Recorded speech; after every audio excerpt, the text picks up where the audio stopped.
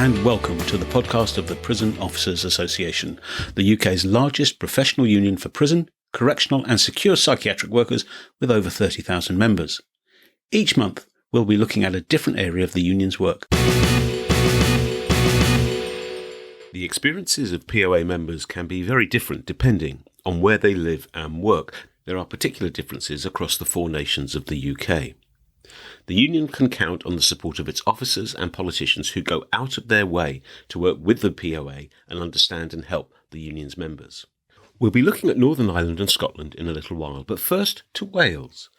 Liz Saville-Roberts is MP for Dwyfor Meirionnydd and Plaid Cymru's leader at Westminster. She also holds the brief for criminal justice matters and works closely with the union. She told me about some of the things that makes the prison service in Wales very distinctive.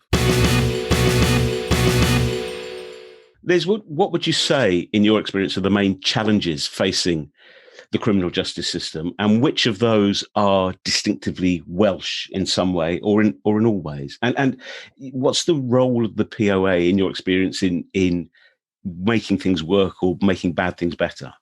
Evidently, there are common problems across the whole prison estate between England and Wales, but there are certain characteristics, there's certain features that are exacerbated in Wales. And there are some areas also that actually give me some hope that they could develop in a better way quicker, because we are in a devolved environment in Wales as well. I mean, the major outstanding difference is that we still do have no prisons for women in Wales, and that on average, Welsh women who are incarcerated are travelling over 100 miles from their homes. And we know that has an effect on their rehabilitation, has an effect on their families and on their children. There is hope that we're going to get the first residential women's centre in Wales. That's been announced. We've been waiting for this for a while. I think we've gone through certainly two female offenders ministers in the meantime. So we shall see where that actually lands. Of course, the way that Wales operates is you've got the north and the south. So if you have something in the south, we still need something in the north. And at present, all women offenders are going effectively, well, 3/4 of them are going to Style and Eastwood. The other, I think, major thing to draw attention to is, I mean, the rate of incarceration in Wales as well. That we have of prisoners who have a home address in Wales, we have a higher rate being imprisoned than there would be in England. It's 149 per 100,000. And of course, we have the largest prison in the UK in Wrexham with HMP Berwyn, and it's the second largest in Europe. And that has brought a whole host of particular issues with it. My party, Plaid Cymru, we always campaigned for a small community-sized prison that would be fit for North Wales, not this gigantic thing. And to be honest, I think our concerns about the staffing, about where the prisoners would be coming from, about whether it actually provide a service that was fit for purpose for North Wales, that's been proven true all the way through. So those are sort of the major things. And I think we'll come back to the devolved issues, just to say those, of course. Things to remember, that things like health, education, housing, you don't immediately think of them in relation to prisons, but as soon as you start thinking about it, these things matter. And actually they are done in a different way. Yes, yes. The role of the POA, always with management and always from HMPPS and also with the management level within prisons, when you see that there's a decent relationship there, then you know that that's one of those indicators that other things are working well as well. Mm-hmm. And just to come back to Berwyn, there's no secret. There is an issue with retaining staff there. There really is an issue with retaining staff, and that knocks its way through the whole quality of what is being provided there. So, if we can't retain staff, that is an indicator that something needs to be addressed there. And one of the things that I try and do with my role as MP, and also, of course, as the co-chair of the Justice Union Group, is to flag up what these problems are and what they actually are indicative of. So if you've got an issue with recruitment, an issue with retainment, there's going to be other problems there. It's not just from that micro way of looking at it. If you can get that cracked, then other things will be working better as well. And I think the POA has a really strong role in making sure that what actually suits the Minister of Justice is the assumption that the public don't care what happens in prisons. The POA are that critical linchpin of saying, by looking after members, the staff who are working, the officers who are working in prisons, by looking after them effectively, actually everything else works better, knocking on from that. it's an honour to help with that. Swansea has a particular profile in the criminal justice system, and even though it's old and overcrowded, I understand the relationship between the POA and management and the prison community as a whole is what just about keeps things the right way up. Together, of course, there's been that, hideous attack on an officer in Swansea. And I understand that the offender had been moved down from Berwyn. There are questions about communications there. I spent in all 3 days in Swansea. From a Member of Parliament's point of view, the great thing is you have to leave your phone in a box and you get to concentrate on one thing all day and just concentrate on people. And it was, I hope it's been a useful experience to others. It's one of those experiences that I will remember for the rest of my life without a shadow of a doubt. Now, the striking thing from when I was there in Swansea, which is now a couple of years ago, was that sense that you had the whole range of staff there. You had, particularly on the wings, particularly some of the younger ones were there, and the ones who were actually in charge of the wings, perhaps they had 2 or 3 years experience, which is, you did wonder about that. But particularly in reception, you had some of the older staff there who were really experienced, and you got this feeling of how their humanity and how they just knew how to handle people. And that really was one of the good things that held the place together. The thing that struck me about Swansea was the quality of the staff. These are people who had time to talk to other people. At the same time, you're walking around a building which was like the prison that Time was filmed in. It was the Time Dramas documentary. It's shocking to look at these Victorian, the small cells, the damp walls, the bars were shocking to look at. But the thing that shone through, yes, of course, we need to improve the quality of the building of the estate. We need to have better buildings to incarcerate people in. But the one thing that really, really matters is getting the people who work in the prison right. Because if you haven't got the people right, nothing else happens. And we really should be looking at a way of celebrating how the difference that good officers make. They're making a difference to the prisoners' lives. And the one thing to remember, this is one thing that I tried to say as an MP, look, if we get it right in prisons, they come out, those prisoners, and they don't offend again. And isn't that what everybody wants? As NEC members Sarah Rigby and Terry McCarthy told me, the prison service in Wales has particular challenges. As well as no women's prison, there's also no Category A institution, which leads to some Welsh language prisoners being held in English jails. There are crowded old prisons in the south, and the UK's largest, many say too large, at Berwyn in the north. The justice system is one of those things reserved for the Westminster Parliament, but health, education and social care are devolved matters which can create tension when it comes to the delivery of services in Wales. Terry, Sarah, in major ways, being a prison officer in Wales is no different to being a prison officer anywhere else on the estate. But actually, some of the things that are happening in Wales are symptomatic of problems across the estate. Would you say that's true? Yeah, that's particularly true. Particularly true that Berwyn, one of the jails that I represent, Berwyn is the jail that's probably only 5 years old. But the problem with Berwyn is recruitment and retention. They can't retain staff once they train them up and they're in post. And there's several reasons for that. Berwyn was set up with a utopian idyll, and it started off okay, but when it filled up to its capacity, it quickly became lawless. We've got young, inexperienced managers leading young, inexperienced staff, coupled with experienced prisoners, and it creates a feral atmosphere in there. And that's no disrespect to the staff who are there. They're not being taught how to be prison officers. They haven't got the chance to be prison officers. It's the environment that they're working in at the moment.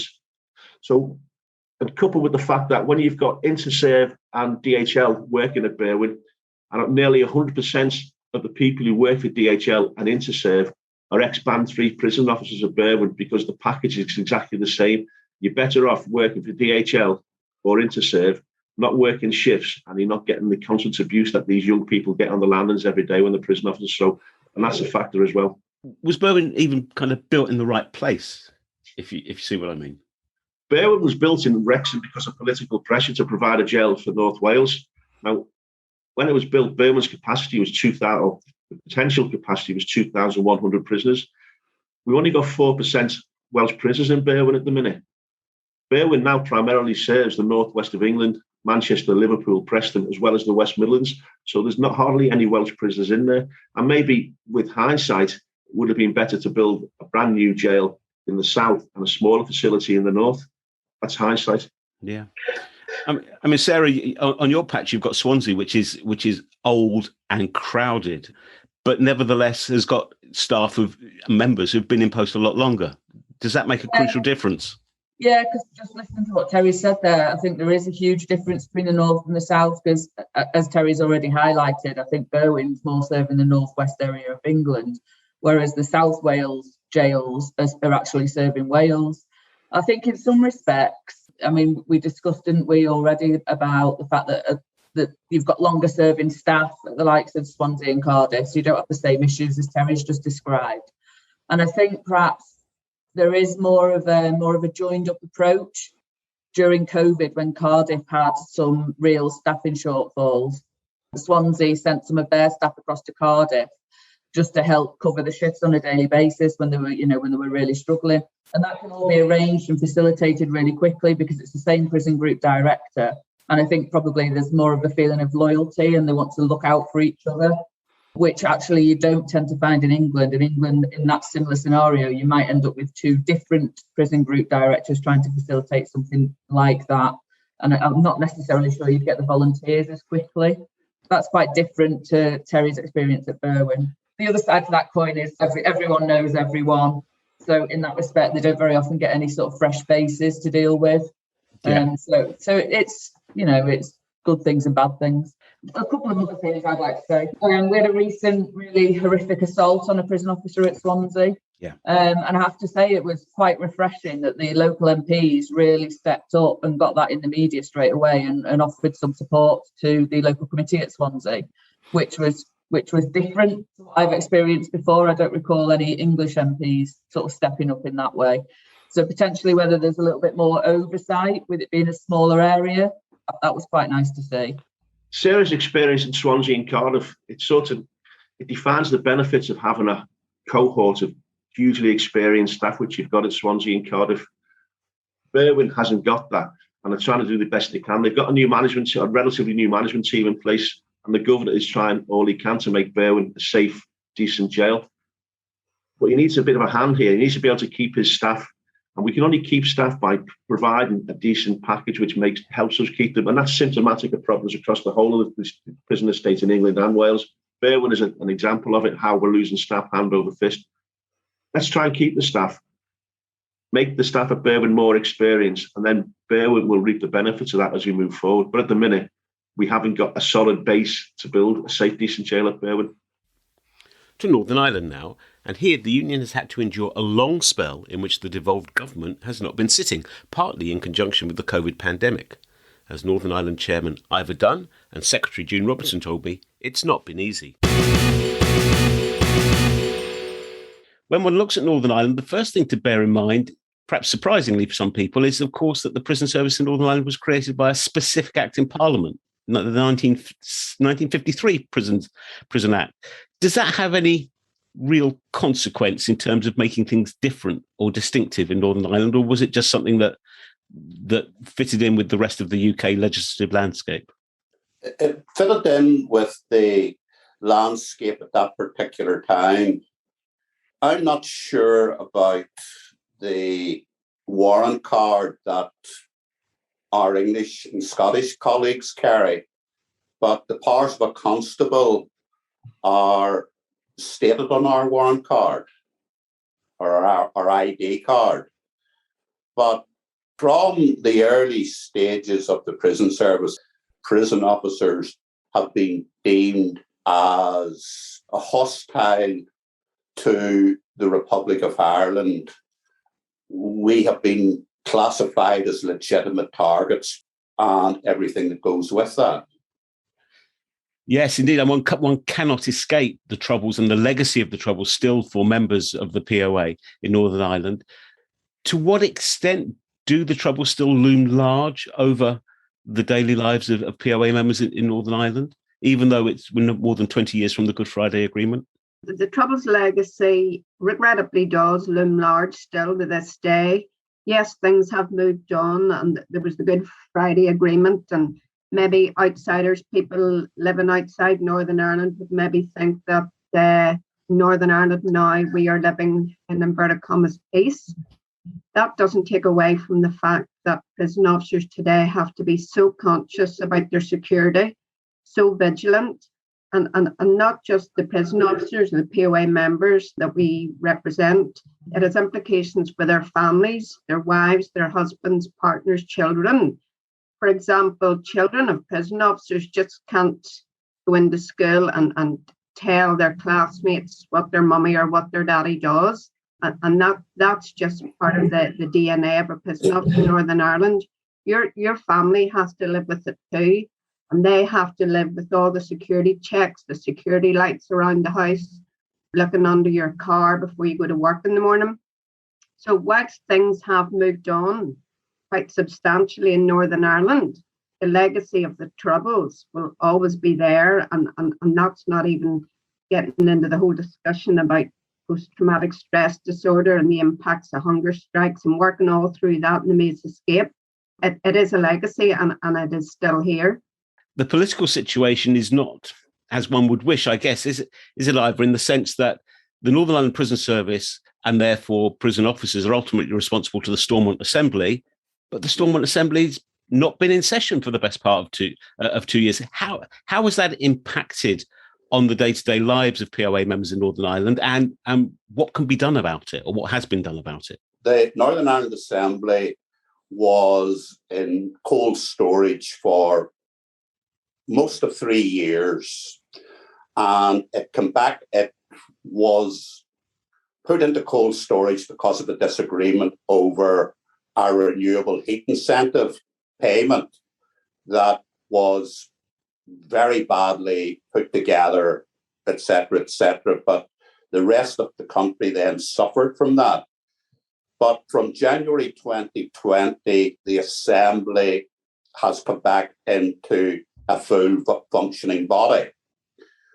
But getting back to the time when the Assembly was dissolved, that the permanent secretaries were running Northern Ireland. So that there had a significant impact, that our directors could go to a perm secretary and tell him or her whatever they wish to tell them. One example that I would give would have been the 2019 pay rise. The pay and review body, they issued a 1.5% pay rise for Northern Ireland prison staff, but our directors' hierarchy within the echelons of the prison service, they told the perm secretary, who was an English lady, Sue Gray, that we were held by the financial restraints of Westminster, which was totally untrue.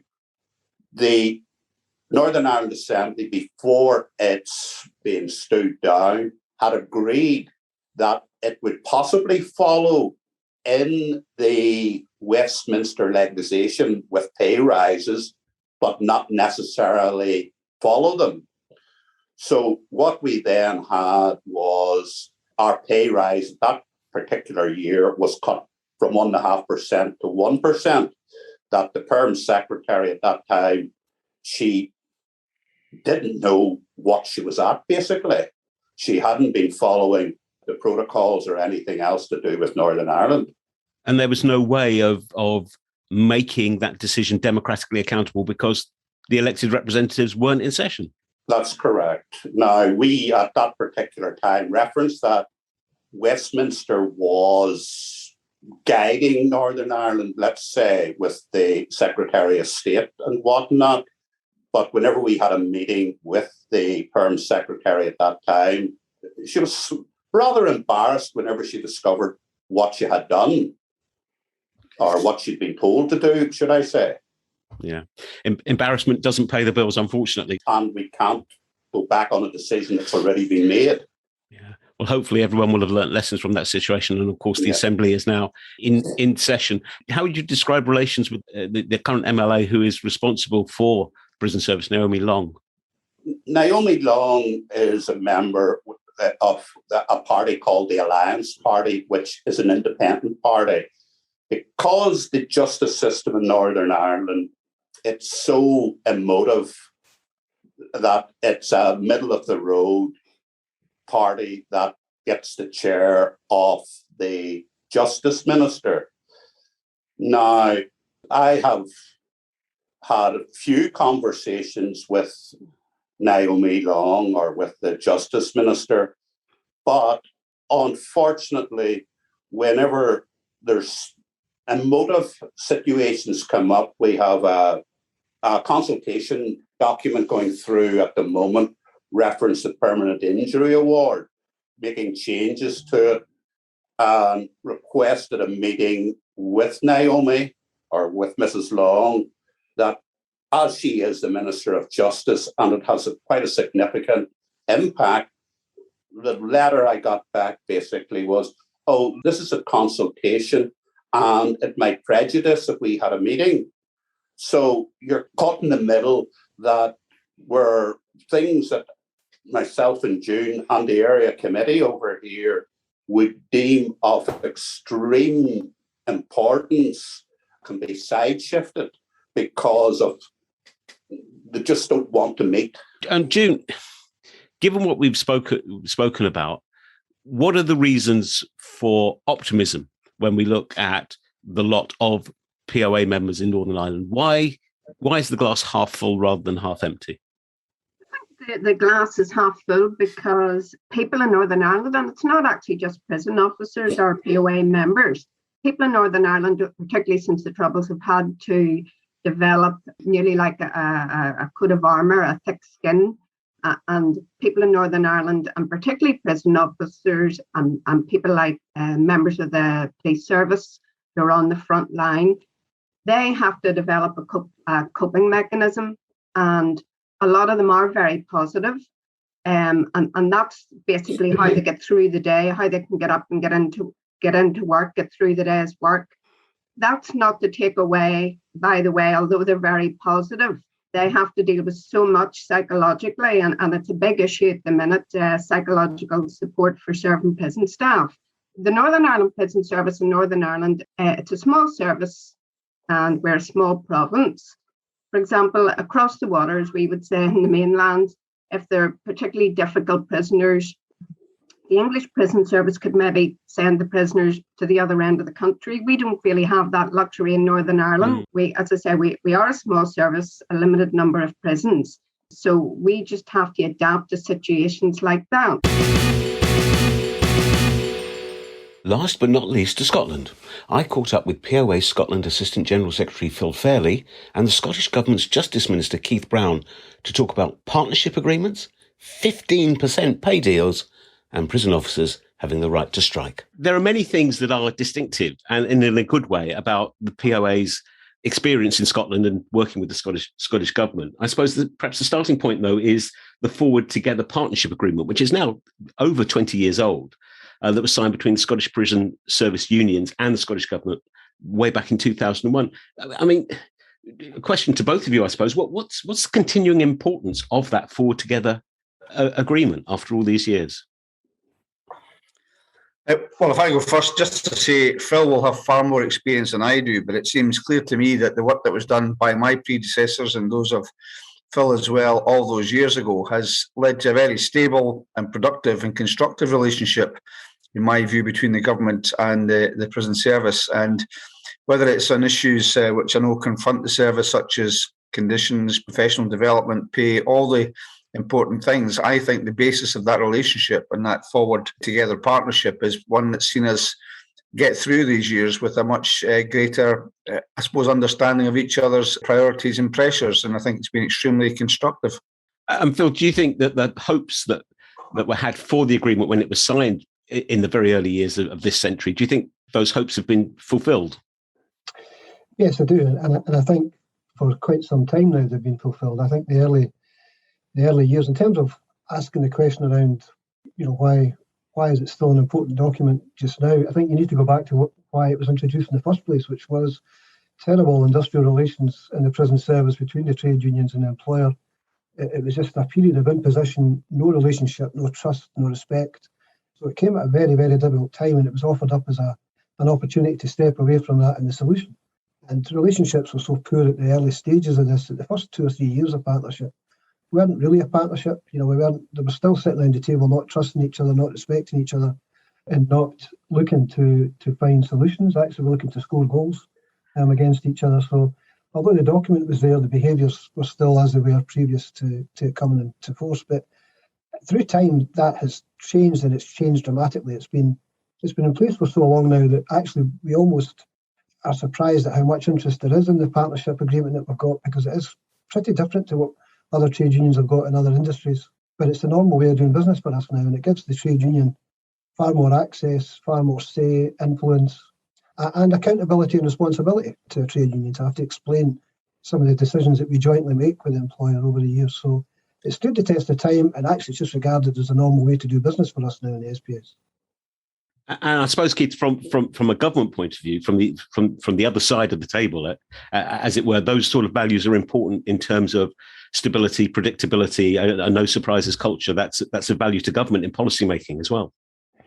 Yeah, I think you're right, especially about the no surprises feature. If events suddenly conspire to force an issue to the forefront, and there's a decision taken just unilaterally by one side that's then sprung upon the other, then that's what can cause that disruption. I speak as somebody that was a trade union official for many years.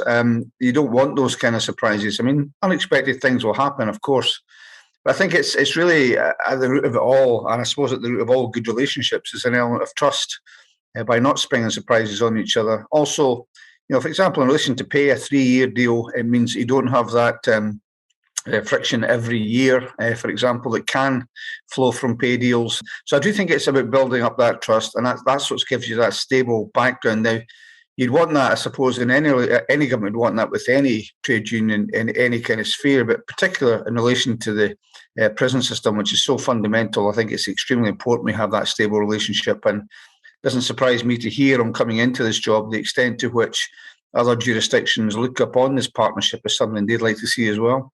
Yes, indeed. But it's not just the kind of forward together partnership approach to work that is distinctive about the Scottish Prison Service and the terms and conditions of the POA members who work within it. You mentioned the 3-year pay deal, and this is something that really doesn't get enough of a profile, I think, because it's not just a 3-year deal, which is something in itself, but it was 15% over 3 years, which is just astonishing when you look at public sector pay settlements in, say, England and Wales.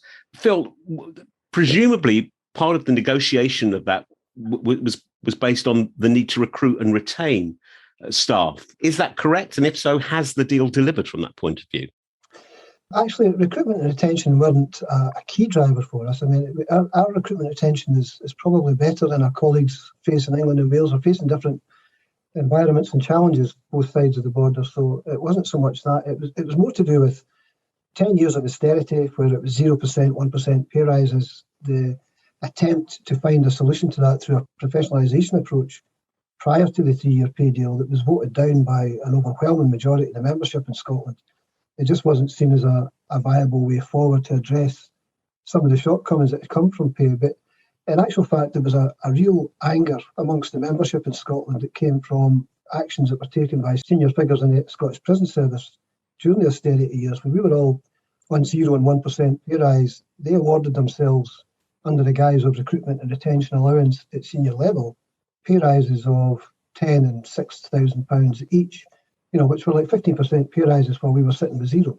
And they disguised it as a recruitment and retention. So there was a whole background of real unrest and anger and frustration on the front line, the uniform staff who missed out on any of that, but were being told by government that austerity was holding back pay and there was not much they could do about it. So it had come to a head in 2015. So the 3-year pay deal was about trying to address some of those long-standing issues and deal with the frontline staff having come to the end of their tether and feeling the need to do more than just continue to protest. So the 3-year deal, I think, was a better deal than anybody expected. It produced better numbers than anybody was anticipating. It was the best deal anywhere in the UK. It outstripped the teachers and police, fire. So, you know, it was a great signal to be sent from Scottish Government that delivered on the promise that they recognised as professionals, and we always felt that they didn't. But that pay deal and that single pay deal on its own helped to send a very clear signal that they were recognised as professionals and they were valued as a public service. So it's gone down very well with the membership. Indeed, and I'm not surprised. And Keith, I don't know if it's too early or it's too sensitive, perhaps, to speculate on what might happen when the deal expires next year. But presumably, confidence levels within government are very high about the ability to do a deal that serves the needs of the country and the union's members when that time comes. Well, I think that is true, but I think it's also true we are realistic. So we appreciate, of course, on the one side, you're going to have the increasing cost of living, look at energy costs, look at the UK government's decision to increase national insurance. These are all drivers, of course.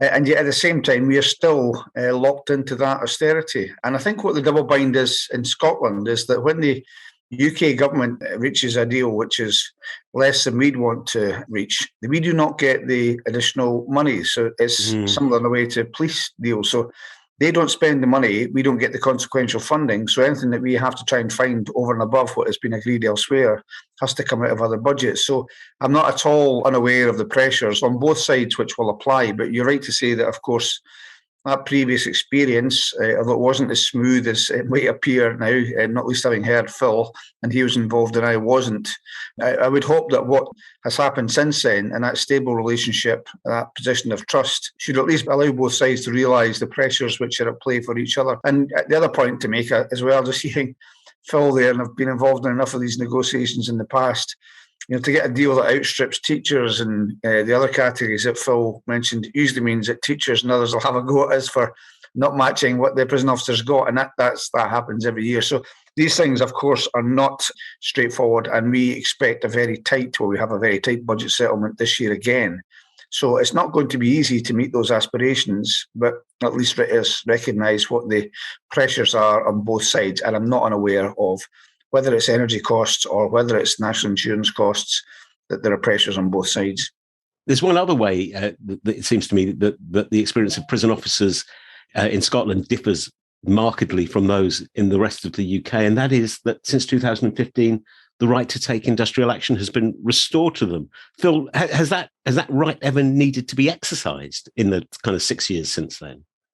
No, it's not. We've never used the right to strike it, and actually, the right to strike comes probably as a really good signal of the relationships that are in place between the trade union, employer and Scottish Government that led to a conversation between the three of us into 14-15 to get to the point of restoring it. It was based on the fact that we recognised the value of working together in a genuine partnership. We recognised the value of being able to access the VIRA dispute mechanism through ACAS offices to resolve disputes if they come up.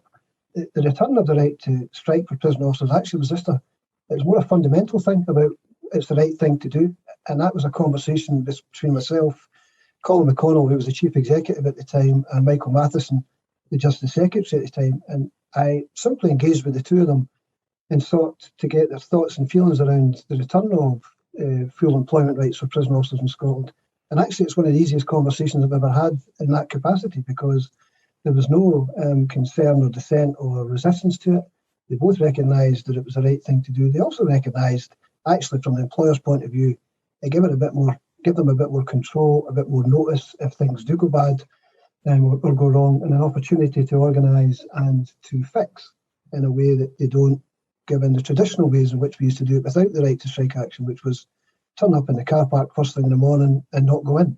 That's incredibly difficult for the service to try and manage and organise. So there were values and benefits to restoring it for everybody in 2015, but actually it was based on a mutual trust and respect that's been in place for quite a bit of time, and a recognition that it won't be used inappropriately or far too quickly, in a way just simply to try and browbeat results that we're after. That's not how we plan to use it. We've never done it since we got it in 2015, and the partnership is still the way that we do our business, and that includes the VIRA. Keith, from a Scottish Government perspective, what are the plus points about working with Phil and his colleagues in the POA? Well, as you say, I've inherited this portfolio, as ministers always do, to come in and find out that there is that a solid basis for the relationship. So, taking just the last point that you'd raised, Simon, about the strike action, it's not being used in a cavalier way by the POA.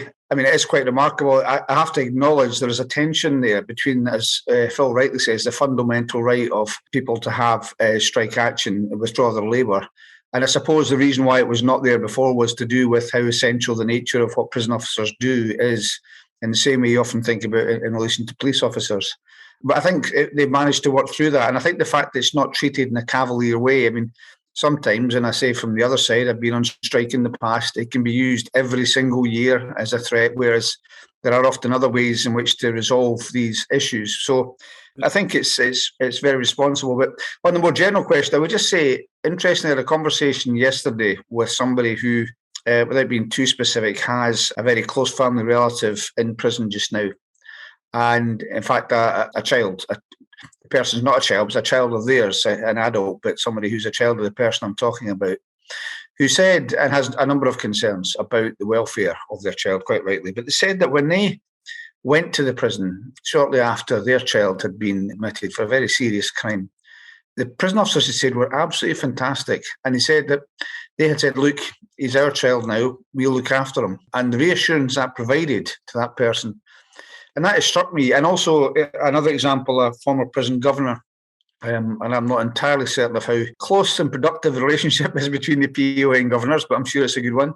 Another prison governor, ex-military in my own constituency, the care that he showed to some of the prisoners in his prison, which was evident from a visit I did, it really punctures that kind of image of a turnkey that's brutal to those that they have care for. And it shows as well what the potential is for that relationship, because at the end of the day, we want people to get through prison and come out the other end where they're not committing crimes. We all benefit from that. So I must say, I've been really impressed. I was before, not least through that experience I had with the prison governor, but even more so as things have gone forward with the way prison officers carry out their duties. And in the last year and a half, which has been extremely difficult, I've had some prison officers say to me they felt that's given them a chance because of prisoner release, a lesser headcount, to do the much more rounded job which they've always wanted to do. So an important lesson for me in that, not least in relation to prisoner numbers. So I think it's been so far a very productive relationship, and I'm learning every day. Wherever you work and wherever you are listening, I hope you've enjoyed this tour of the nations. Things may be very different from one country to another, but the POA is constant in looking after the union's members. So if you're not a member, speak to your local POA rep today, or head over to poauk.org.uk to find out how to join and more about the work of the union. We hope you've enjoyed this episode of the POA podcast and will join us for our next episode. Until then, thanks for listening and goodbye.